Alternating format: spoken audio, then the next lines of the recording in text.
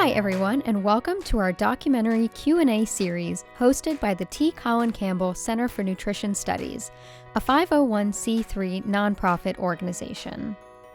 Our center provides evidence-based education and resources on plant-based nutrition and sustainable living. With the launch of the center's Food and Sustainability Certificate, we are excited to also bring you our documentary Q&A series, where we host filmmakers and directors of documentaries that focus on our food system. All things food sustainability related, from seed saving to overfishing to industrial farming. Watch the documentaries, get answers to your questions straight from the movie's creators, and join our community of sustainable living. For more educational resources, discussions, and video content, visit nutritionstudies.org. Now, on to the Q&A. Thank you for joining us today for this virtual event. Before we get started and introducing our wonderful guest today and jumping into this Q&A, the Center for Nutrition Studies team would like to introduce ourselves to you.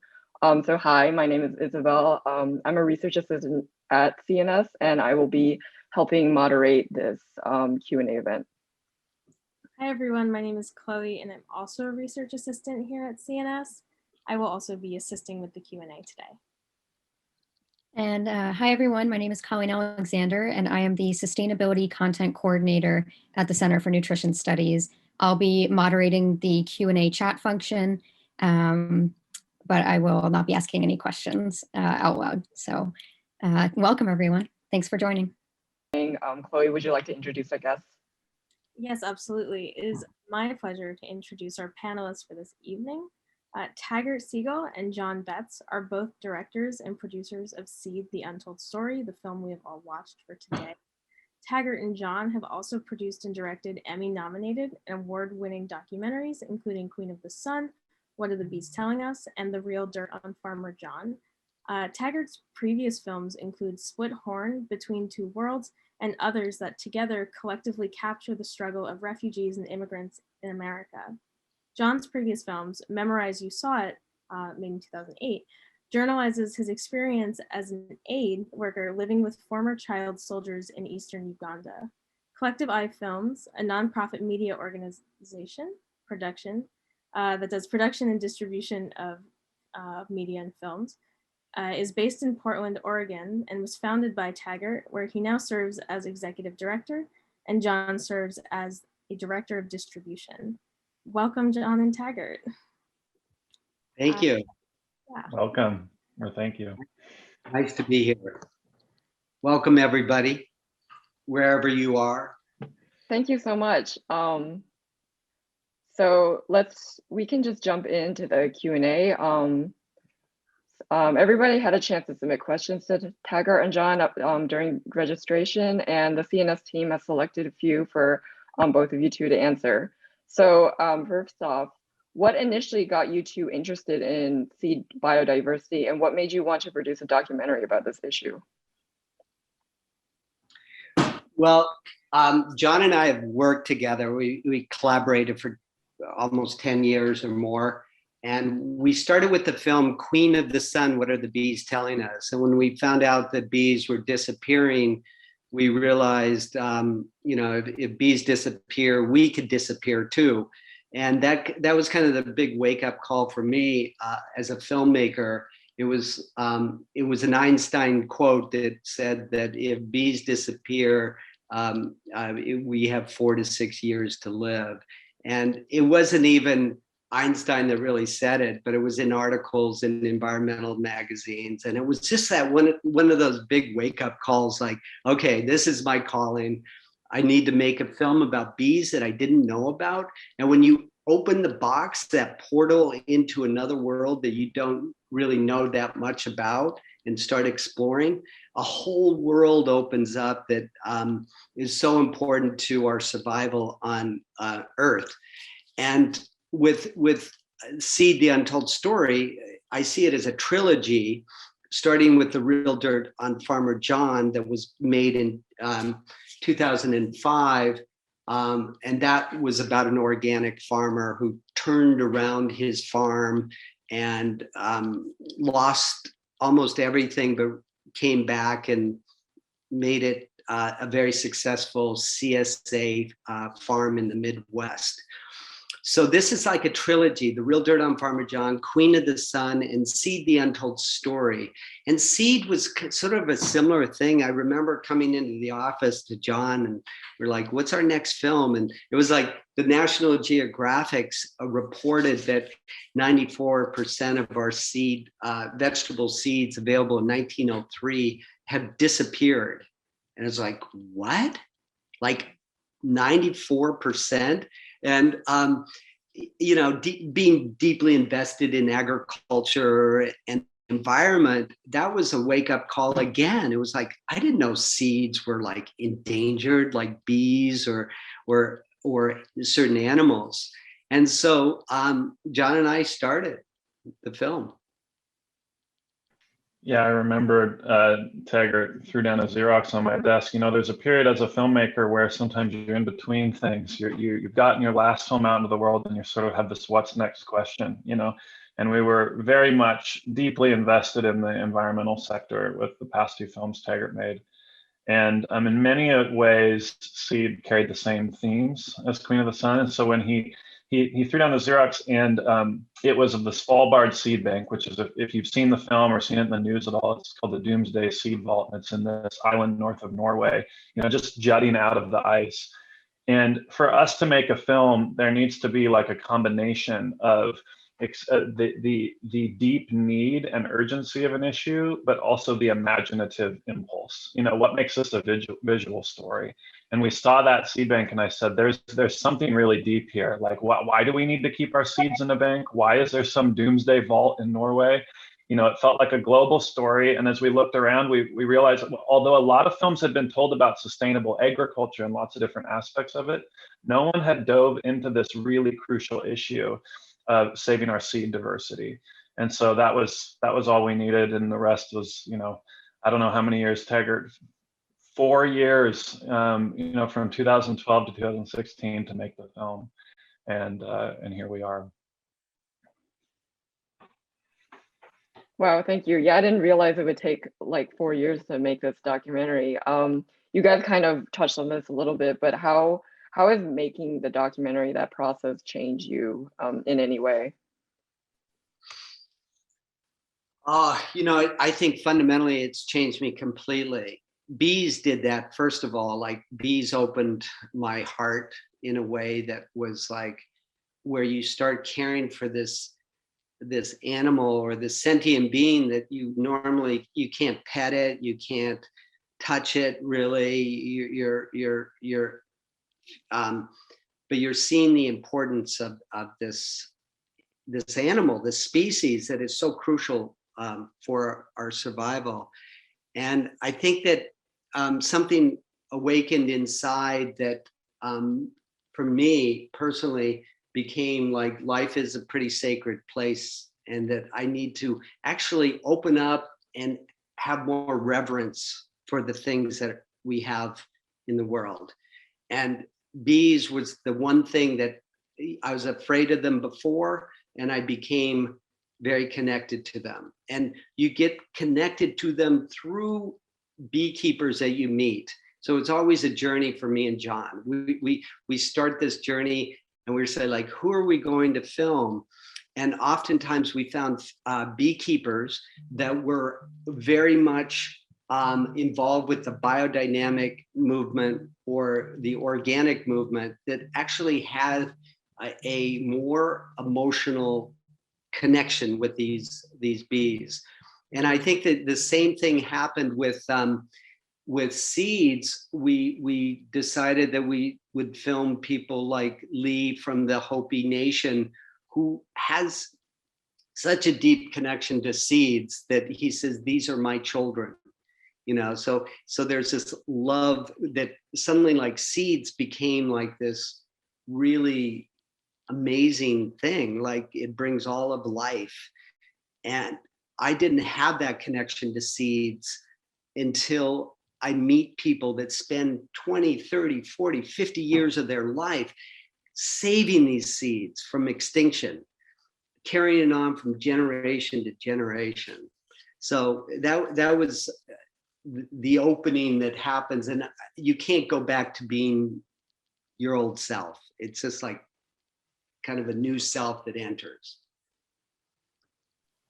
Yeah, and you hear about slow food and slow farming, right? But seeds are like, you can't get much slower than seeds in the sense that it's like generation by generation, this process that it takes. And I think what made seed really unique from Queen of the Sun, and the way it changed me from looking at the bees have an ancient history, of course, too, and we go into that in Queen of the Sun, but seeds, we were able to actually trace through the heritage. Every culture has its own seed heritage, and that's so interconnected to its farming culture.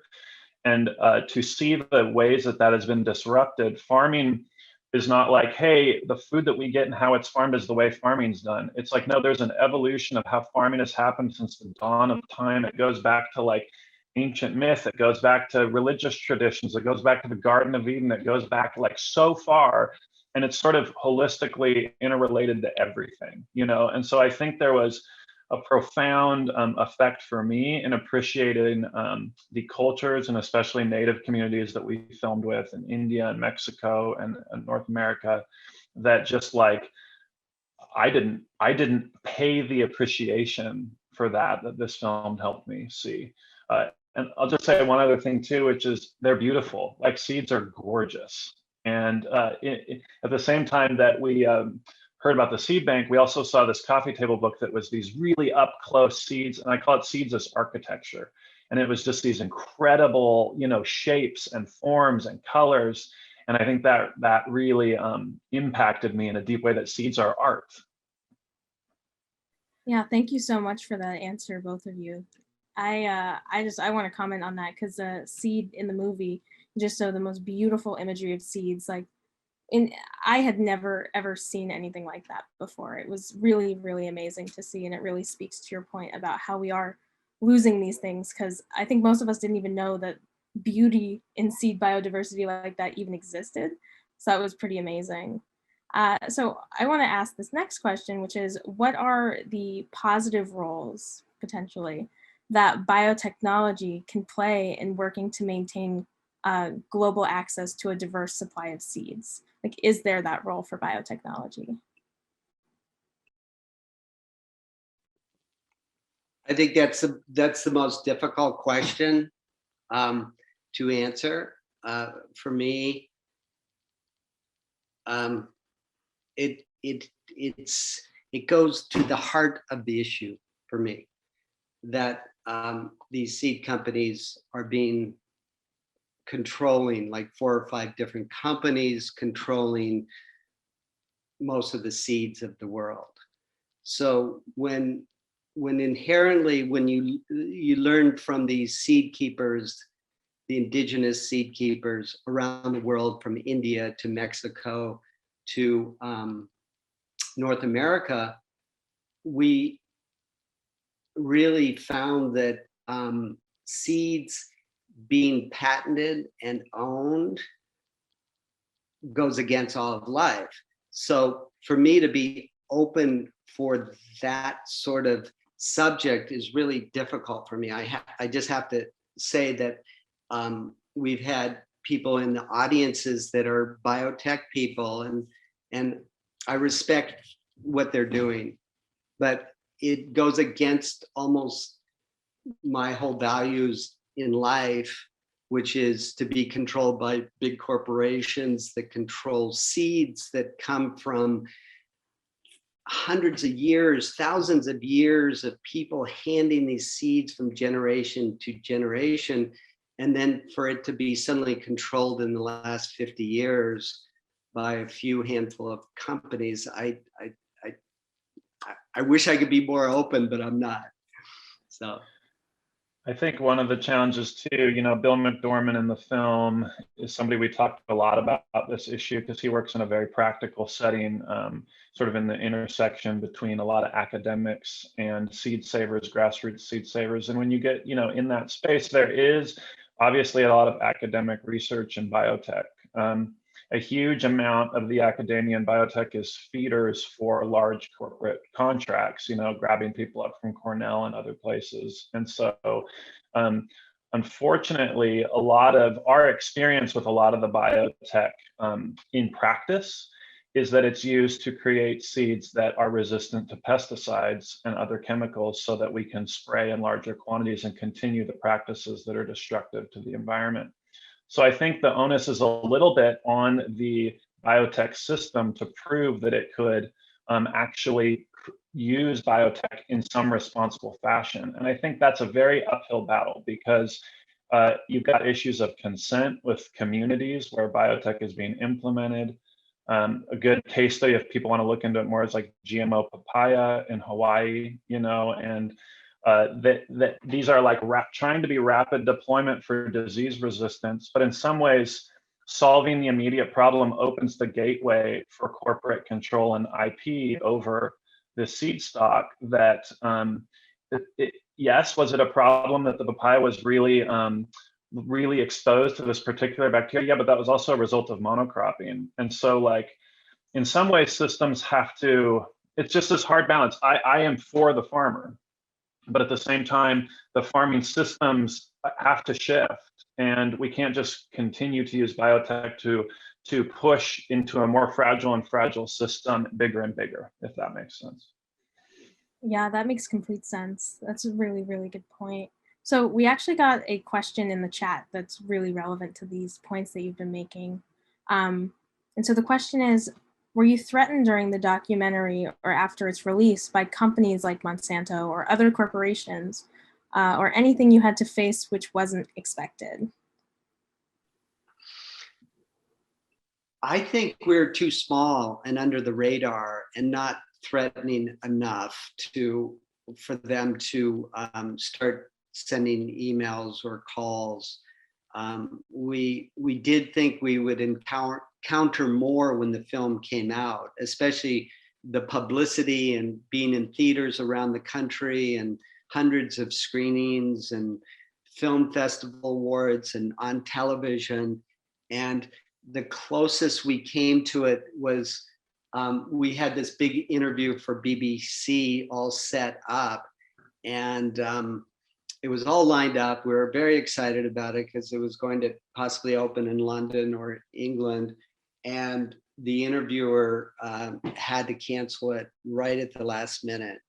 And it was kind of like, well, why? So our publicist investigated and kept asking and asking. And finally they said, well, sorry, BBC is funded in part by Monsanto, just, and so I realized, wow, this is not fully free speech. So it came in those kind of forms, like where we, like Rotten Tomatoes, I don't know what we are, 94%, something like that. It's really high, but there's one review from New York Times that was like destroyed the film. And that's fine. Because it sounded like it was really pro GMO, and that's fine. And I do think that we intentionally, John, don't you think that we intentionally didn't take on Monsanto directly? We're not that kind of filmmaker that like, okay, let's go to their door, knock on their door and try to get them to say why GMOs are good. In some ways, maybe it would be a more rounded film if we allowed that in. But in 90 minutes, you only have so much real estate. And if you want to get in deep stories from different cultures and people, you don't want to fill it completely with, I see it as the toxic GMO system that has been, put into many films before. So we didn't want to repeat that. No, I think that's accurate. When we set about to make the film, we had to deal with, okay, there's so many issues with seeds. What are we going to actually talk about? And in fact, you can't not talk about the GMO issue, but in large part, when you watch the film, you'll notice that our general approach to biotech and GMOs was really addressing this issue of pesticide use and the destructive practices of monocropping and like how it's against diversity. So really we kept seed diversity at the forefront, because you can go down a rabbit trail on a film and realize like the story is not cohesive. You know, this was not an investigative reporting film. We were dealing mostly with characters that were part of these issues, but not necessarily like the front lines. You know what I mean? We weren't like a 60-minute expose. This was information that we were putting together as a cohesive story, because our main purpose in this film was not simply to attack, but to inspire people to engage in some of the very positive aspects of agroecology and embracing biodiversity. I think people get kind of used to like, oh, if I watch a documentary, it's going to be a downer, right? Like you sit down on a Friday night with your friend, like, but you know, it's not always on everybody's mind to go watch a documentary. Maybe for this audience it is, but you know, in general, that's how they view it. And if you watch Seed, you'll realize this is a film that really is about enjoying the natural world. You know, in some ways, an unusual blend. It's kind of I haven't seen a lot of films in the style that Taggart and I have worked. We did this with Queen of the Sun too, but it's really trying to blend the beauty with the issue so that you come out kind of inspired and not simply depressed, you know, even though there is definitely a place for investigative reporting. Yeah, absolutely. I think something that struck me as well is like just how beautiful the documentary was. And I think Taggart mentioned this earlier, but like the beauty of like the Native American farmers and how they're talking about corn and like it represented their ancestry and like their mothers and their sisters and their children. I thought that was really beautiful as well. And definitely was not a downer like most documentaries. But actually, we had another live question come in, and this might get back to like the downer issues, but it could also be positive. What connections surprised you most between government and company control over seeds and the agricultural practices?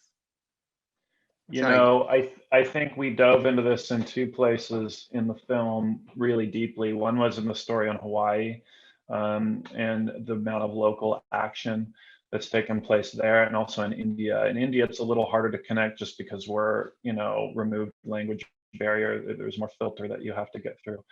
But with Hawaii specifically and in unearthing these local stories, I think the biggest challenge was between the voice of people in their own communities and the lack of agency to speak to the larger systems, you know, and the larger corporate interests. And I think there's some problems there. I think one of the things we're learning as activists in the communities of, you know, environmental activism and people who care about health and all of these, you know, you guys are all connected in this intersection, is that it's really important to have good information. You know, one of the downsides of some of the activism at the time of our film, in retrospect, and this is with a few years to look back on it, is whenever a movement emerges, there's a lot of misinformation that comes with it, and that actually damages you.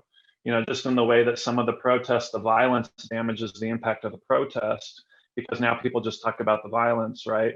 It takes away from the issue. And I think a lot of people in some of these issues, the GMO issue got complicated because people started to have misinformation about it. And then the biotech companies would say, well, these people are just idiots. They don't know what they're talking about, you know? And I think for us, it was seen, okay, well, what happens then is a war with like these sound bites, you know, and they're reacting and they're reacting, but the actual communities are generally unheard, you know, and they're trying to fight these local battles through. In Hawaii, it was through local initiatives and the whole local political system that, as people, like when we see on the national news, isn't that. So we don't get very locally civically engaged. We tend to be about like the big issues, the president, the big, you know, Supreme Court, the big Senate things, but like, the reality is I found in this film that a lot of the action, just like farming, in seed sovereignty starts at a very, very local level. It's unglorious, it's not beautiful, but it's surprisingly important. And some of the true heroes you see in the film, like Gary Hoosier in Hawaii, like nobody's ever necessarily heard of him, you know what I mean? But he's doing really important work on the ground. Does that kind of answer some of what you're looking for? No, absolutely. Yeah, thank you.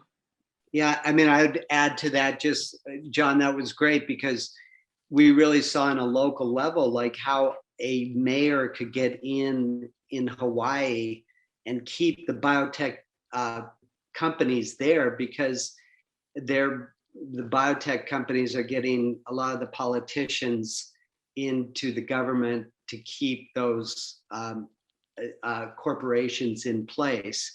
And it's, one film could deal with the whole history of Hawaii and plantation culture of all the sugar cane and how that collapsed.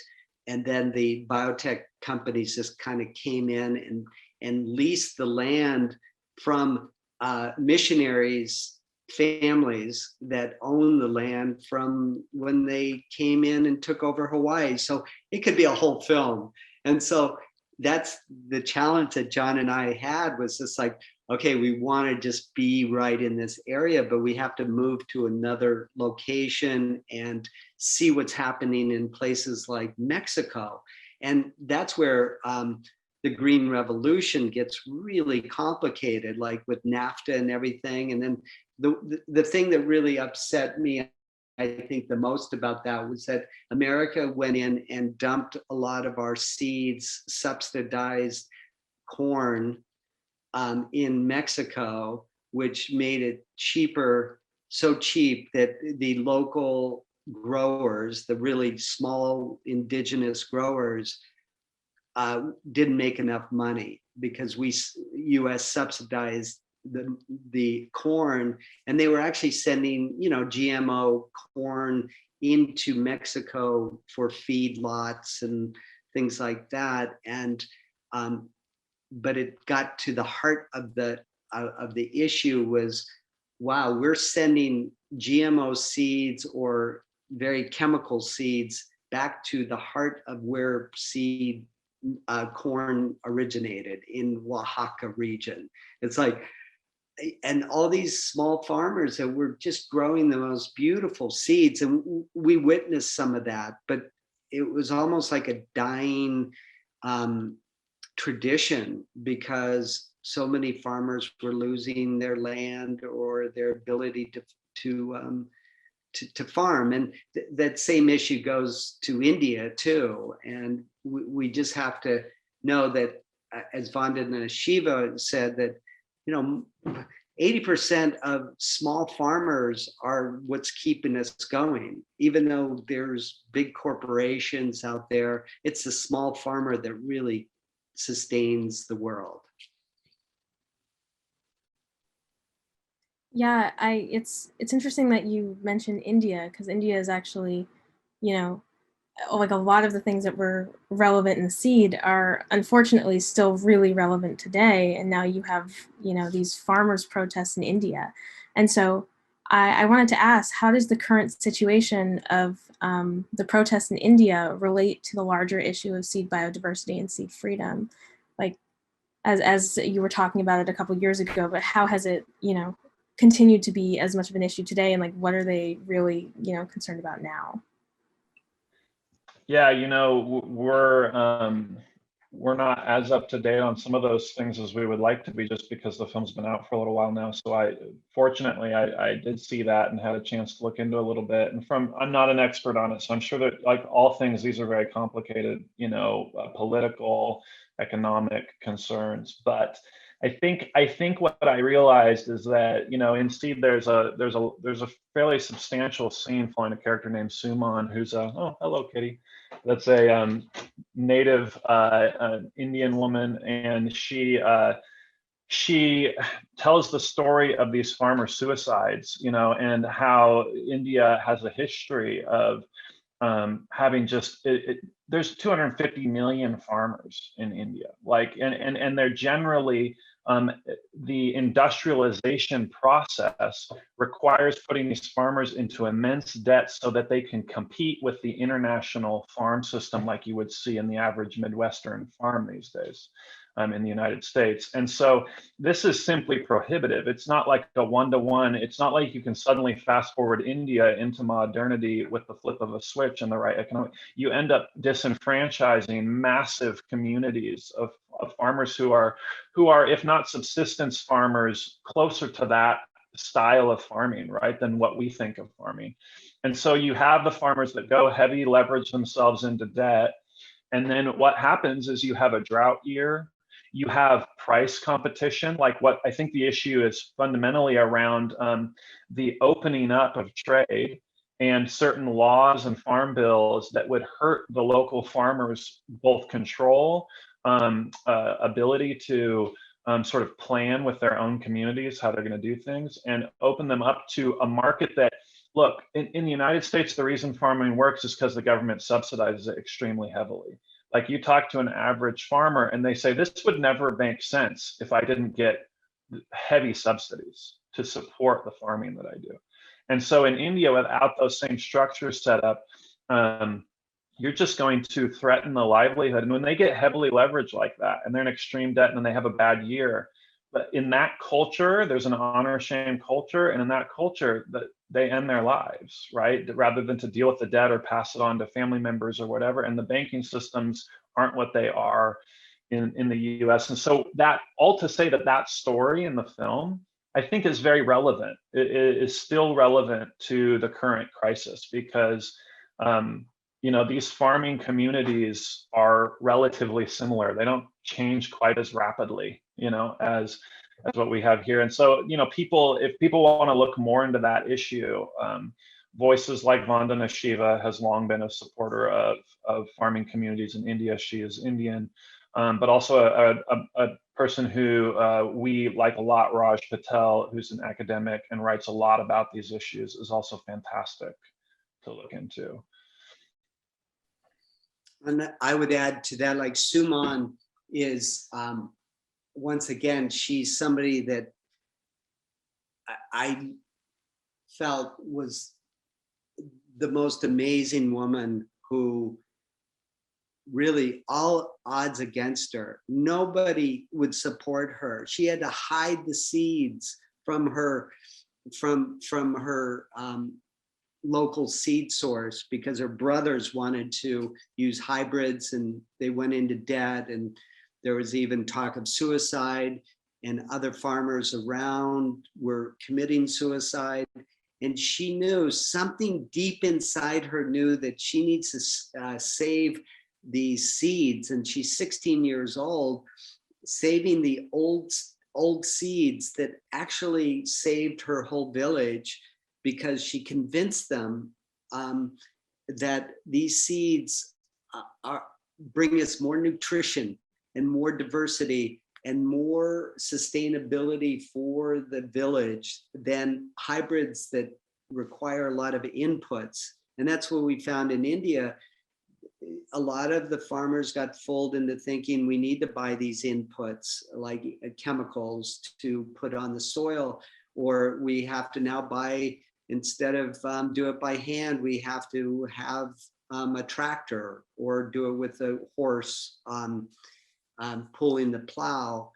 And they just got more and more in debt. And these inputs, as you might have already studied, have so much impact on the soil.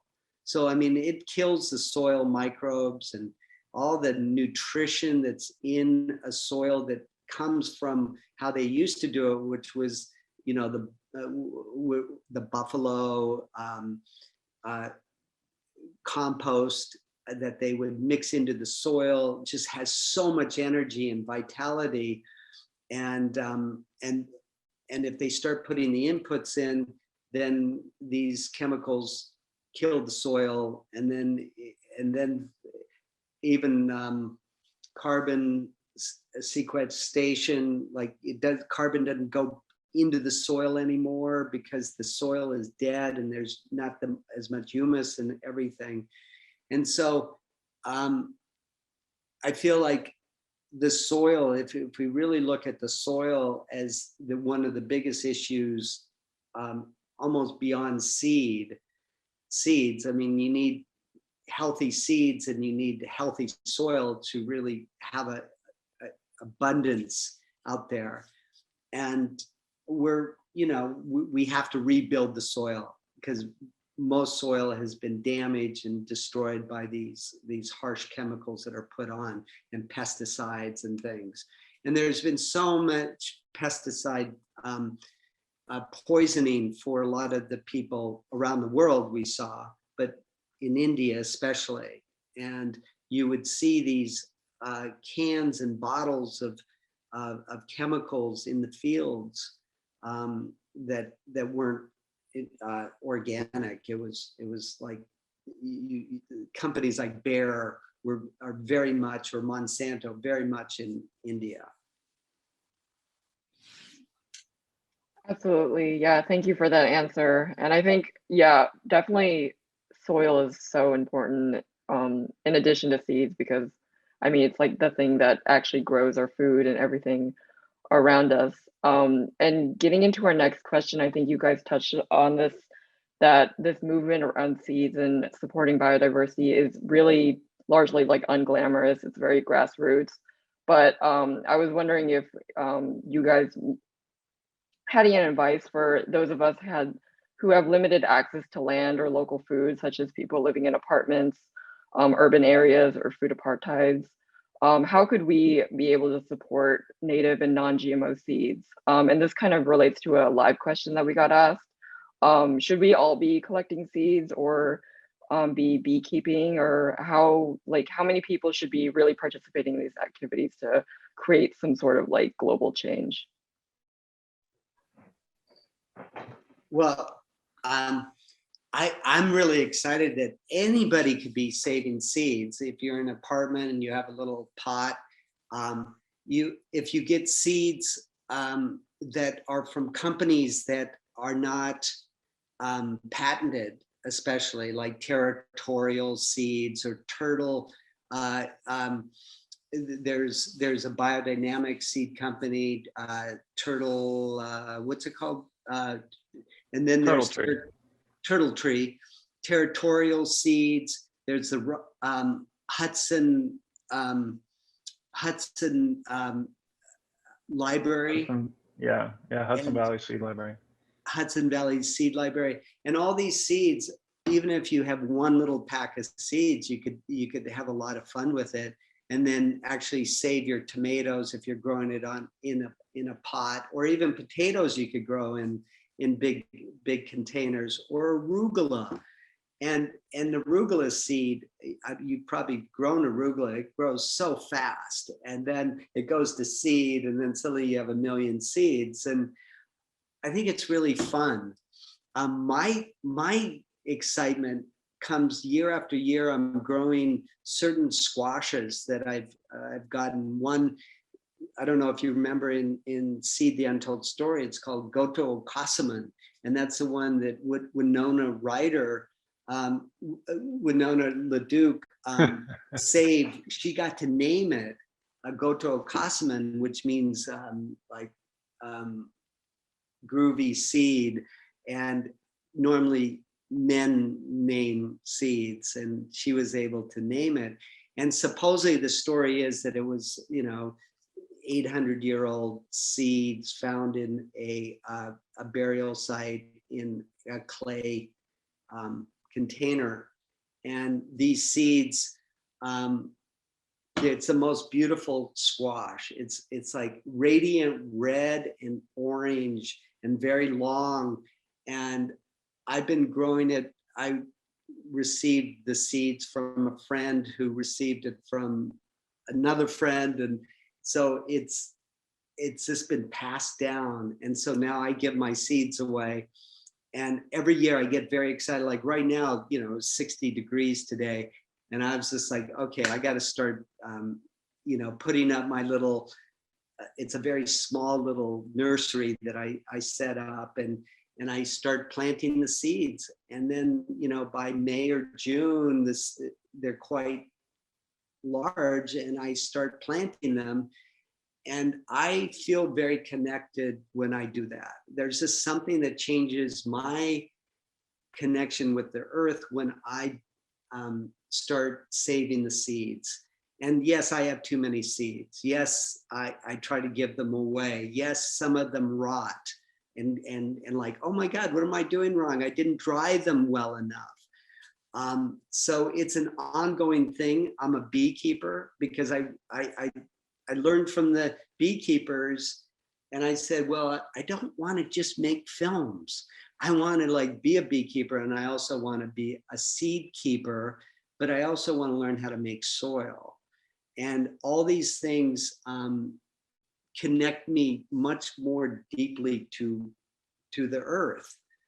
And I do think people could do it on a small basis. You could actually, Jon, you turned me on to the worm castings, like the box where you started saving, your compost. You put the compost in and make seed worm castings.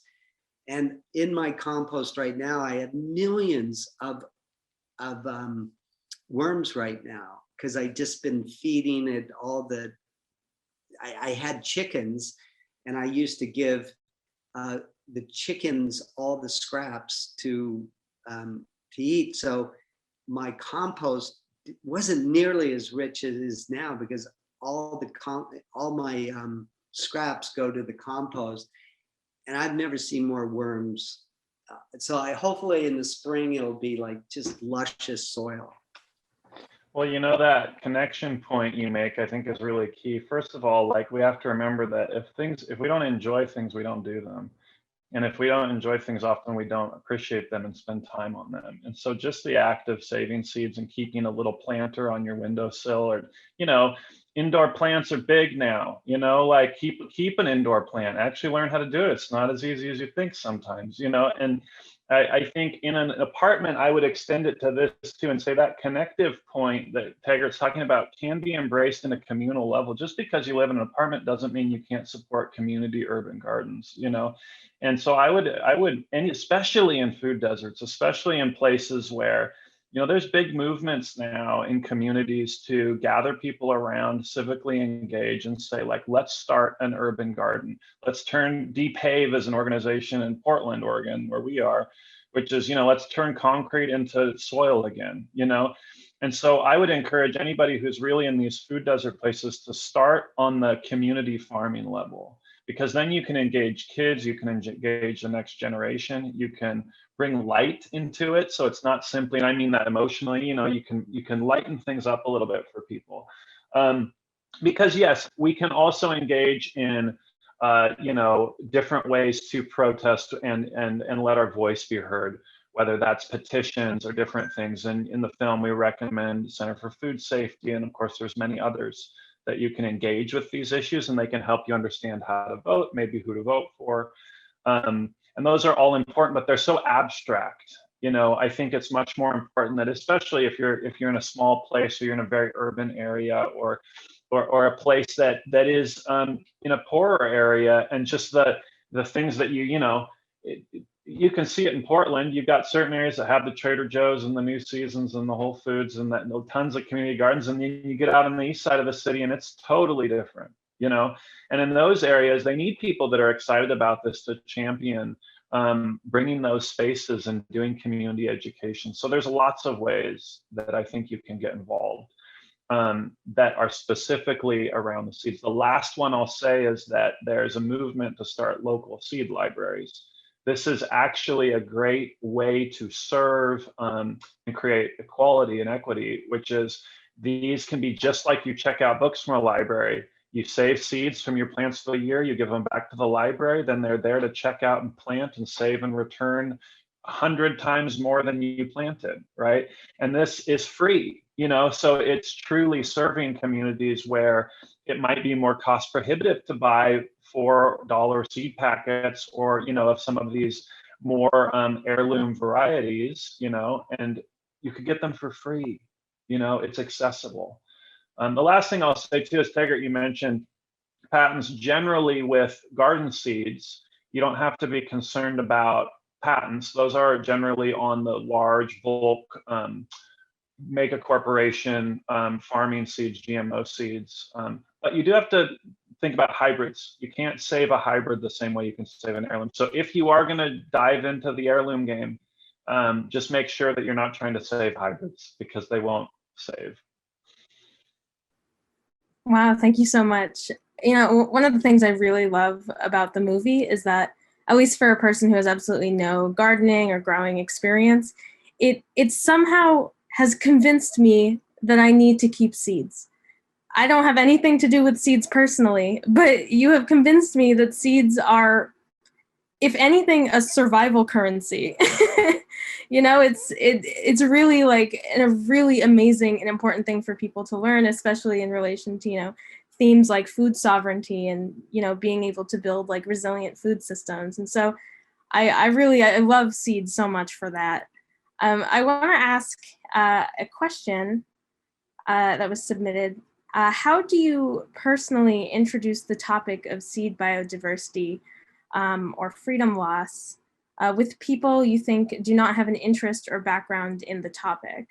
How do you explain to them the gravity of the problem without having to watch the whole documentary? Well, you know, a lot of people, most people really aren't aware of what they're putting in their bodies. And I think that there's very little education around that. And it's very hard to just eat organic because it's possibly more expensive, or we think that there's no difference between organic and something that's non-organic. And I have to say, if you care about yourself or your system or this earth, then you need to care about where your food comes from. So if it's organic, and organic industry is not perfect in any means. I mean, they've watered down organics somewhat, but you could take it to the more grand scope of beyond organics, which is biodynamics, which is where there's lots of inputs, really healthy connections to the soil. They make the soil really strong, so then you eat the nutrition through the plants and the vegetables. But it's hard to find biodynamic food. So organic, you see the label everywhere. But what I have to say about organics is that you're not eating the pesticides if it's non-organic. If it's non-organic, you're putting pesticides in your body. And that's what's scary to me, because when I was in my early 20s, I remember having some health issues, and I started connecting it to pesticides. And I'm one of those people that really gets very nervous when it's not organic. And that's my issue, because, you know, we don't live in a perfect world, and I used to eat out before the COVID. So, but now I get to eat at home, and I get to really select the food that I eat. But I don't think people necessarily get the link between the pesticide thing. If it's not organic, you're getting a lot more things in your system that's harder on your system to maintain good health, I think. So that if it's somebody that doesn't care about seeds, but they care about their health, then they could be aware of, like, well, if you're not eating healthy food, then you're not probably going to be as healthy as you want to be. Yeah, I think that, for me, when I've talked to people, the thing that tends to perk people up to why do I care about seeds is this food to seed connection. And then the understanding that, you know, do you grow your own food? Okay, no. Okay, well, what seeds do your food come from? Do you have any idea? You know, how are they grown and how diverse is it? And, you know, in this era of climate change, I think it's much more prevalent that people are aware of, you know, the fragility of our growing systems. And what then I often do is I link it to seeds, and I say, see, you don't know this, but huge amounts of the farming that's happening in the United States, for instance, is a lot of corn and soy, right? And it's grown from a very, very few varieties. Even outside of the corporate control piece, it's just grown from a very, very few varieties, right? And so all you need, and we know this with COVID actually really well, like one super virus, just like plants, a super bacteria, super virus comes, boom, and we think we are so advanced and so on top of this and, too big to fail, right? But what have the last few years told the human race? And I think that's where people can really connect and say, oh, shoot. And then you can talk about things like seed banks and say, one doomsday seed bank isn't going to cut it. Now, thankfully, Svalbard is not purporting to be the answer. It's a backup for the backups, right? But the reality is every community needs a seed bank, because that's what's truly diverse and resilient, and the same thing with farming systems. The more seed varieties you have, when we do have things like climate change, you've got something that was adapted in the mountains and you've got something that was adapted in the lowlands, and they can now talk to each other in the sense that they can now be traded and work with each other to, the things that were adapted in the deserts as the heat rises, and now those things can be used in higher regions, and so, but we've relegated that, and Gary Nabhan's very good at this. If you want to read into it more, he's just phenomenal. Like, we've relegated this to the world of academia. We've said this is their problem and they handle my food, and we're very comfortable, especially in the West. This is very like esoteric, but it's really not. If you go to India, you realize it's really not esoteric. This is very foundational. And so I think that really, to me, even before somebody's watched film, now they may be ready to learn more. Well, I can't speak for everybody, but at least I have been very disconnected from a very young age. And I'm just wondering whether any of the programs that you interviewed about have programs specific for teaching children about seed diversity. Well, Taggart, I'm thinking of Jane Goodall with Roots and Shoots. But go ahead. Well, for example, there's this farm school in Portland, and it's run by Kelly Hogan and Matt. Matt's a permaculturist, and Kelly Hogan is a Waldorf teacher. But she decided during COVID period to teach kindergarten kids farm-based outdoors, so they don't have to be at home in front of a computer and can be on the farm helping with the chickens. They have the goats. They grow all sorts of things, and the kids help out. These sorts of programs are very rare, and hopefully they'll be building in communities all over. I know they exist, especially in Finland and places like that. There's a lot of outdoor schools that they're never inside in a schoolroom. So I love the idea that we're actually getting out there and we have the gear that keep us warm, and we can spend hours and hours outside.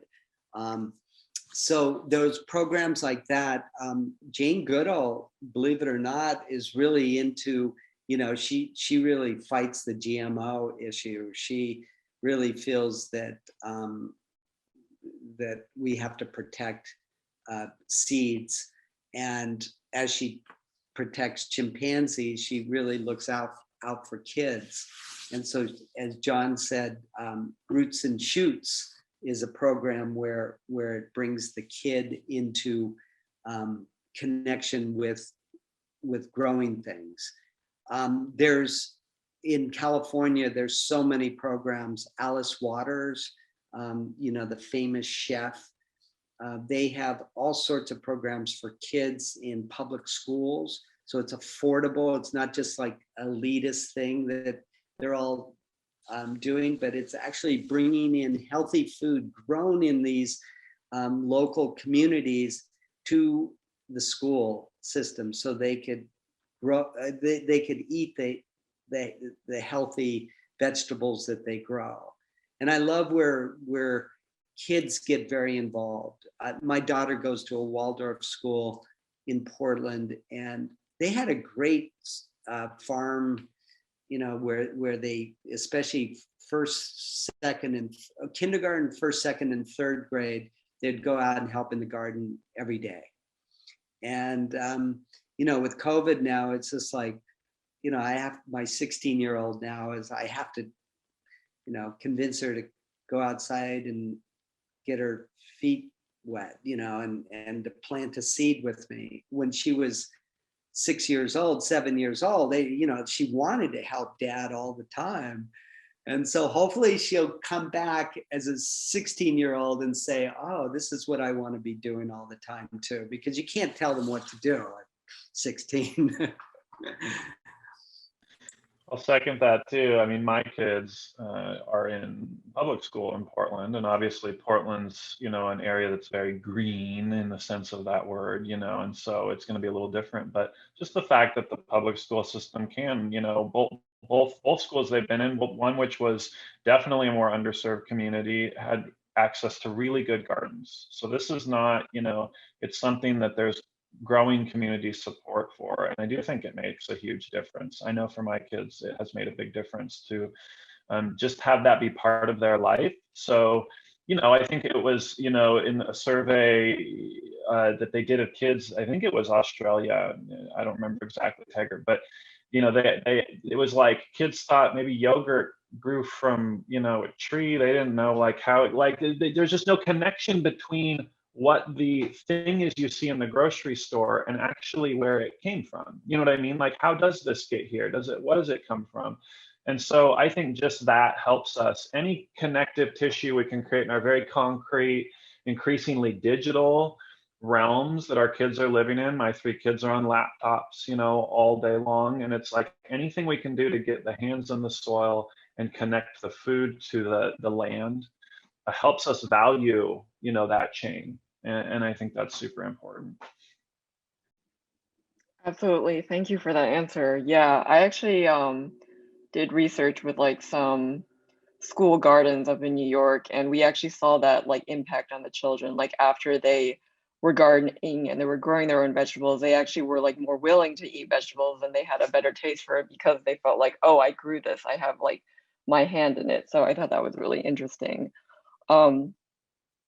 Kind of going off of that last question, how might like more academic institutions be contributing to these problems? Or do you know any university or organizations who are researching heirloom seeds and their positive impacts on our health and ecology versus like more modified hybrid seeds? Yeah. I think I mentioned earlier, the biotech feeders and, how the top brains often get picked up for the highest paying jobs. I think one of the ways that that young people that are in college right now interested in environmental sciences or studying and really have the brains to go into these great, seed breeders and become these masters of this art. One of the ways that you can simply aid social justice in this sense is to there were stories printed of top minds saying no to the big contracts given by AgriCorps, and instead putting their energy into whether it's open source seeds, they call it, meaning that these are seed development programs with top minds and top breeders that won't be patented, that are always going to be kept in the commons. And so I think it was University of Minnesota where the open source seed project is, if you want to look into that. But that's some areas that I would look into where there are academics that are very, very conscious of the overall structures and are sort of seeking to radically alter by growing. This is all slow growth. I mean, we know this in the environmental movement. It's a slow movement building that's going to probably be generational, and so it's not the glory of like suddenly you're going to fix it all. It's growing movements of people that are concerned and are enlightened to understand that these systems are destroying our land. These systems are removing our agency. And it's not just a left and right situation. The interesting thing about seed is that, you had this interesting odd bedfellows, right? Of the preppers and the libertarians could get on board with seed preservation because it's about their sovereignty and about their rights. You know what I mean? Like, and likewise, so you get actually people talking to each other that I think can be really constructive. because this is all for our common good, you know. And so helping, where our hope is that the film would inspire people that are pursuing these kind of programs, you know, to think differently about the bigger picture and not just the paycheck. And I really commend the open seed source. The open seed source is the way to keep those seeds free, that they could never be patented. And that is out of, I think it's University of Wisconsin where they developed that source. And there's a lot of academics that are behind that. And Bill Mcdorman, who's in the film, he's all about the seed, open seed source, where you could get, if you could get hundreds or thousands of different seeds that are actually protected, they even have to go to the point where they have to patent it, but in a way that's different. They're using the same laws that GMO lawyers use to patent their seeds. They're using it to patent open source that they could never be developed on a commercial level and owned. So I love that law could be used, to protect something to be free and open. But there is there's things like CRISPR. I don't know if you've heard of that, but there's a lot of things going on. I don't quite understand it. That's beyond GMO. That's really taking, parts of the plant and saying we own that color purple in that cauliflower. And who could own a color? I mean, it's just incredible. And then, if a farmer is growing that seed and it has that color in it, that farmer might be afraid they're going to be sued by a company that put a patent on that variety. So open seed source doesn't do that, and it keeps it free. My feeling is that even in the organic seed movement, they're getting into the patent world too. So this is really against what Bill Mcdorman or Vandana Shiva or Rowan White, who's in the film, Gunther Hawk. None of these people want seeds to be patented at all, because really seeds are the source of life and they need to be free and open. And that's where big seed banks, conversation around seed banks are really interesting. Like Svalbard, as you know, is, up in the Arctic Circle, and it's many countries keep their seeds in those seed banks, but the average person can't get to those seeds. It's for big companies or big countries that have their seeds there. So it's a great backup. I mean, I think it's really wonderful. But as we know, even Svalbard is vulnerable to climate change. The permafrost actually melted and there was flooding that was going on. It didn't hurt the seeds, but we know that things could wipe out a seed bank. As we saw in the film, in Iraq, I mean, U.S. destroyed during war one of the most amazing seed banks in the world, the Middle East, and it's all gone.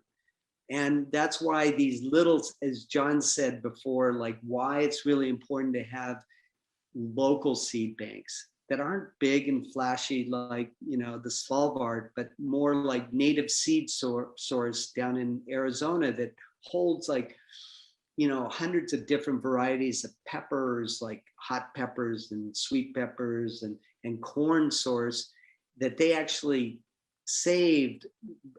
Gary Nabham, who is amazing, in the 60s, he started collecting seeds because he saw the native people were not saving the seeds, or the elders were afraid that the seeds weren't going to be saved. So he started saving them and put it into their small but growing seed bank. And everything was in freezers, bottles and freezers, and it wasn't fancy at all. And as you know, Seed Savers Exchange in Iowa, Ken, and they were saving seeds in the 70s when all these people were like losing their seeds or afraid if they died, their seed source was going to disappear. So they started saving all these like rare heirloom seeds. And if they didn't, we would have so few diversity left. So we have to thank these people that have done it before us. So thank God, by the time we made the film, there were 96% loss, but there's seeds coming back. There's new varieties being formed. And I think there's a lot of hope as long as we keep the resilient local communities growing seeds. We can't just put it in the hands of the big corporations. Right. Yeah. I think, even like the metaphor that exists from the largest bank in the world being entirely inaccessible to the entire human population just kind of speaks volumes as to why we all need to be keeping seeds, just in the event of, the predictable. Yeah. Not to be a pessimist about it, but someone in the chat asked a really, really great question. And so they asked, do you stay in contact with the farmers and seed keepers who were interviewed in the movie? That's a great question. We have kept in touch with some of them for many years, some of them less so as time goes by. But I'll let you speak to Bill Taggart because that's a great story. But it's been fun connecting. First of all, as you watch film, you'll see these are seed keepers, but they're also personalities. These people are fun to watch, and when you make a film, you're trying to get people that can be storytellers, and you're trying to find people that are doing both the people that are doing really great work and the people that are really fantastic at delivering it. And the last I've talked to many of the seed keepers in the film, the film was a swell for some of them in terms of being able to talk to new people, which we are really happy about, that it helped draw people to their initiatives and what they're doing. So yeah, it was really good to work with all of them. I know that it's an up and down journey for many of them too, and sometimes you talk to somebody a little later and things haven't worked out as well, and so this is one of the biggest things, and this is the last thing I'll say about it, is get in touch with your local seed keepers. Chances are you'll find out they're as cool as some of the people in this film. The people that care passionately about this issue are around in many, many, many communities. They can just be a little hard to find, but once you do, you'll find they're like sages full of wisdom, many of them. And I think one of the most fun things for us in the story was, as we would sometimes do panels like this with a seed keeper from the film, that you just hear all this incredible history, and this rich history of this, seed keeper who passed away, and they would find seeds in little coffee tins in the attic and, find things tucked away and, almost like obsessive level saving, like Will Bonzel in the film, right? He's in his attic and it's like an obsessive level of, you're like, are you a hoarder? Do we need to get some help here? And it's like, no, they're just so in love with, they just don't want to let any of it go, because there is a very real sense that they are carrying so much history. But Taggart, why don't you talk about Bill? Bill Mcdorman, I grew up with him in Sun Valley, Idaho, and he's older, but when we were starting to make Seed the Untold Story, somebody from home, Ketchum, Idaho, told me oh, do you know Bill? Like, yeah, I know Bill. Bill's a cool guy. Well, he's the director of Native Seed Source down in Tucson, Arizona, where they had all the native seeds and chilies and things like that. And so I got in touch with Bill, and he was so excited because a lot of these people have never been filmed that much. I mean, it's incredible because they weren't in the limelight, except for people like Vandana Shiva. Of course, she was in the limelight, but a lot of the smaller seed keepers, like a lot of the smaller beekeepers, had never been filmed. So they're so excited to have the camera turn to them. And so we went down to Arizona, and Bill basically opened the doors for us to film anything in the seed bank. And John, he'd pull out, bags of seeds. And of course, we were very careful with them. But it was kind of like, oh my God, we're in the heart of like these seeds that are so precious.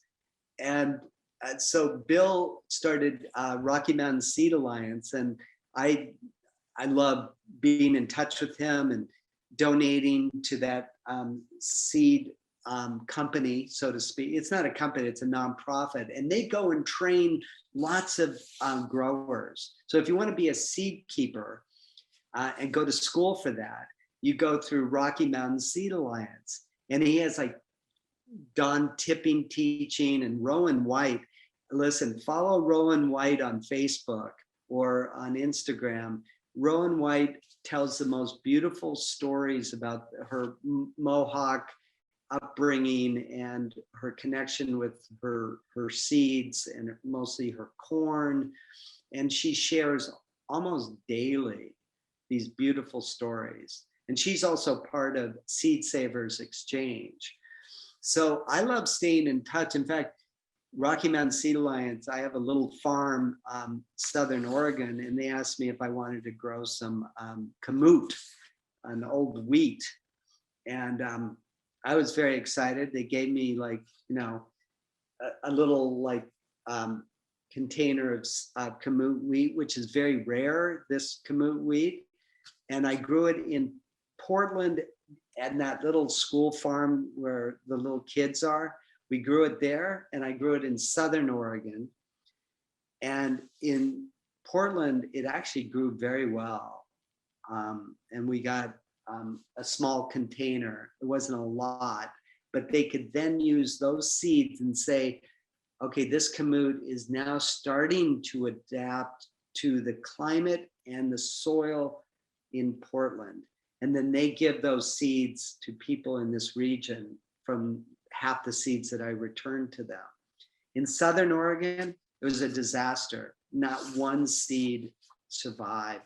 The turkeys, the wild turkeys came in, they ate them, and the soil wasn't that good. And I was just like, God, I would starve to death if I was a farmer. Like it's hard work. You have to learn so much. So yes, I do stay in touch with some. Will Bonzel, who's the beginning of the film, he's such a character, and I want to get back in touch with him and see how he's doing, because he was really worried that if there's going to be a fire in his house up in the attic where he stores all his seeds, like would he save his family or would he save the seeds? And he was talking about like how he would have to protect the seeds, of course. And then, even like Joe Simcox, that's the wild guy that travels all around the, Africa and Central America and South America. He's a wild guy. I don't stay in touch with him, but you could probably see some things that he does. He's the one that's so passionate about anything he finds. And he's just like, that's what the greatest joy making this film with Jon was like, we found these people that have never been filmed and they're so excited and beautiful. Yeah, last thing I'll plug with Bill is Bill and Bell Starr, his partner, helped us with a really, when we were in the heart of getting this film out and still getting it out, we really cared about community engagement. We do really care about community engagement and impact. And so if you go to seedthemovie.com, there's an educational curriculum, there's a guide there that him and Bell worked so hard to build, and you guys, it's incredible. Like if you have more questions after this film, or after this webinar, just go to the Take Action page on the website, and there's a seed discussion guide. And it's like, I forget how many pages long it is. I mean, it's in depth. We really went there on a lot of these issues, so you can really look and get a little more sourced information and a little more in depth on all sorts of issues. I think we focused it into what to know about GMOs, biodiversity loss in our seeds, save our seeds, how we can bring back seed sovereignty, corporate consolidation, pesticide issues and impact. So it's really comprehensive. And Bill was really close with us in this whole process, making this film. He in a way, wouldn't you say, Taggart, he was kind of our guide into this world, you know? And when you make a film as documentary filmmakers, when you dive into a new subject, it's like thrilling, it's an adventure. But you're like not an expert, right? Like even having us interviewed here, you know, we become knowledgeable through making the film, but they're the real experts, you know? And so finding Bill was so pivotal. The film couldn't have possibly been made without Bill. You know, he really connected us to this fabric. And he's been really big on, the Rocky Mountain Seed Alliance is really been on a mission to network these seed savers together, because part of the problem was they were all doing their thing. Well, it used to be everybody was a seed saver, right? And then as, you know, we came into modernity and farming got relegated to a few and got relegated to academia, now you don't even know where they live. And then it was the 70s and Carrie Fowler and Gary Nabhan and Diana Wheatley and all these people kind of back to the landers that were rediscovering something that was barely nearly going to be lost, right? Their grandparents' generation sort of held this and they brought it back. And so his big mission is networking so that we know who each other are in the seed saving world. Yeah, that's great to hear. And I think you guys like still keeping in touch with a lot of these people really speaks to the fact that this whole seed saving thing is really a community, and that's what it really should be. Have you ever personally tasted some of these lesser known breeds of corn or other vegetables, or even those like beautiful beans that were in the movie? And do they taste differently than the versions most people know? And do you think that the taste of these crops has anything to do with the survival in our diets? Well, you know, the fact that the Goto Kassaman, Winona LaDuke talking about this ancient seed, and then tasting, I wish I could share the squash with you right now. It is so sweet and so yummy and so vibrant that I feel like I'm eating something that holds the DNA of this ancient, more wild flavors. And Vandana Shiva often talked about flavors are in the heirloom seeds. Not only flavors, but then the nutrition and the tastes and the varieties that are more indigenous are so much richer because they don't have to be shipped around. They're not, you know, a tomato that's like rock hard that will survive in the shipping and then it tastes like nothing. And so there is a movement, of course, in farmers markets where you're getting these like, you know, lima beans or different squashes and tomatoes and fruits that are so much more tasty. Look at the apples you could find now. I mean, it's so much more than in the 80s or 90s for me. It was just like, you could find a few different kind of varieties. Now you could find like at least 20 different varieties in some organic stores. So yes, the flavor is like so important when it's older varieties. One of the first things that we did in filming was to kind of go to like a hub to find people. And the hub was what's called the Heirloom Expo. And it's held down in kind of the Napa Valley area in California. And the incredible variety of vegetables. You know, I didn't even know how they look, the bright colors, radishes with pink and white shooting through them in rings, and like just the purple potatoes and, you know, everything, and giant, who can grow the biggest pumpkin. It's like an old farm, you know, festival that would be in, you know, a small town that, like, you know, all these competitions. And it was just really refreshing to realize there are people that, like, I get it, not all of that is necessarily the most productive or the most, you know, transportable, but that's not the point. The point is that our food comes in all these different varieties, and we should maintain them because, you know, every foodie knows that it's nice to see something beautiful on your plate, and it's fun to play around, and it's exciting. And there's no reason, just because we also need to feed the world doesn't mean we get rid of all of that and live in concrete buildings. Do you still hang paintings on your wall? Like, you know, we need beauty.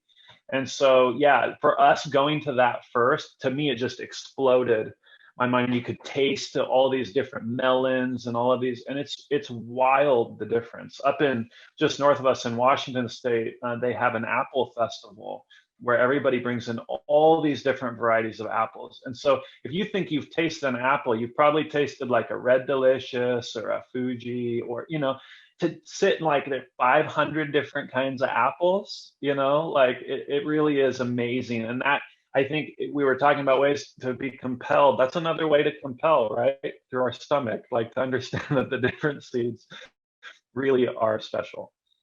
And just to add to that, Vandana Shiva said in small communities in India, they would eat 150 different varieties of things.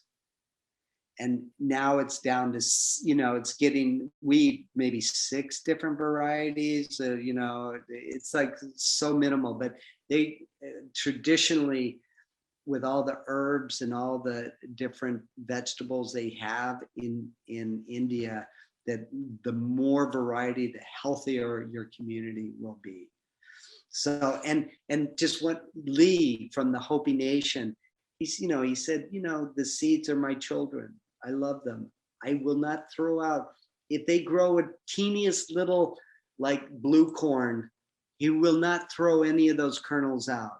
They're part of his heritage, his ancestors, his people. And so he says, you know, white men, they're all obsessed about bigger and better. But he says, no, just this little seed is just full of love and history for us. So that's how I would like to live. But I'm you know, slowly but surely, hopefully I'll get even more connected to more seeds. Yeah, thank you. It's really such a beautiful message to have in the film, and just a beautiful film overall. We are at the end of the event, so I just want to thank you both for being here so much, Jon and Taggart. This has been amazing. CNS is so excited to have had you for this event. Is there anything else you guys want to say, or some closing remarks, possibly where people can find you or what you're up to now? Yeah, we'd love to hear that before wrapping up. Well, I'll just throw in that, you know, if you haven't had a chance to see the film, definitely go to seedthemovie.com. You can get it on most of the streaming services, or you can get it right from the website there. Just rent it, watch it with your family, watch it with a friend. It's not a typical documentary. You'll enjoy watching it with a friend. It's a lot of fun. So that's where you can learn more. There's also all of our resources are there as well. And if you know an educator that would like this, at collectiveye.org, you can, educators can buy it to use in the classroom as well. And they would be happy to work with you. So. Yes, and watch the trilogy. Start with The Real Dirt on Farmer John, go to Queen of the Sun, and then Seed the Untold Story. And you'll see the whole, like, The Real Dirt on Farmer John is an incredible story about this farmer. You'll be so inspired after, but it is a journey. It really takes you on a journey. So enjoy these films that are meant for you. You know, I don't want to just put it in my basement. So I want it for everybody. Absolutely. Thank you guys so much again. And just to say, if you enjoyed See the Untold Story and want to learn more about the need for sustainability in our food system, we invite you to enroll in the Food and Sustainability course offered by the Center of Nutrition Studies at UCornell. And you can find more information about that at nutritionstudies.org and in the link that I provided in the chat. But yeah, I just want to say thank you again, you two, so much for being here with us today, and everybody who joined us tonight. But yeah, thank you again, and have a good evening, everyone. Thank you very much. Thank you so much. Bye. Bye-bye. Good luck, everybody. Thank you.